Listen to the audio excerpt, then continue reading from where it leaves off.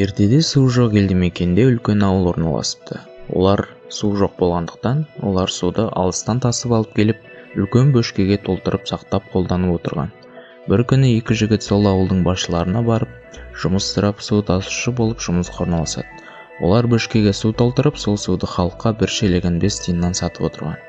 Бірінші жігіт дене әрі күшті болған, ал екінші жігіт арық және әлсіздеу болған.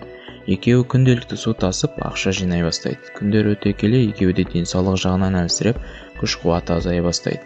Бірінші жігіт тек үйім мен сиырым болса болды деп соған қарай ақша жинай береді. Ал екінші жігіт, бұлай қара жұмыс істей берсем денсаулығымнан айырылам және жинаған ақшамды қайтадан денсаулығымды түзетуге жұмсаймын деп ойлап, бірінші жігітке бұлай ұзаққа шыдамаймыз, суды біз емес су өзі келетіндей етіп істейік деп өз ойын айтады.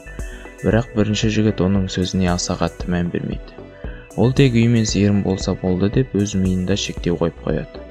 Ал екінші жігіт ақыры бұл жұмысын тастап, бірнеше жылға бұл елді мекеннен көрінбей кетеді.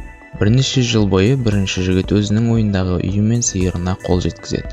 Ал екінші жігіт бірнеше жылдан кейін ауылына қайтып оралады.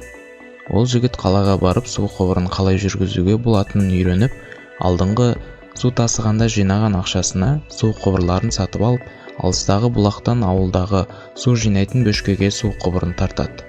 Осылайша екінші жігіт алдағы уақыттарда 24 сағат бойы ұйықтап жатса да оған ақша келе беретіндей етіп, су құбырын автоматтандырып қояды. Халыққа арзан бағада сатып, әрі үздіксіз су келіп тұратындай етеді. Ал бірінші жігіт уақыт өте келе қуаты бітіп, денсаулығын құртып, ақырында су тасуға шамасы келмей қалады. Осылайша екінші жігіт өмірінің соңына дейін қиналмай ақша тауып, бай адамға айналады. Осы әңгімеден түйетін ой, ешқашан ақшаны денсаулықтан бірінші қоймаңыз. Бірінші ақша табамын деп денсаулықты құртып, одан кейін сол жинаған ақшаға қайта денсаулықты түзетудің еш мәнісі жоқ. Сондықтан денсаулықты құртпас үшін білім алып, кәсіп бастап, бір өнер үйреніп, ақшаны жинауды бастайық.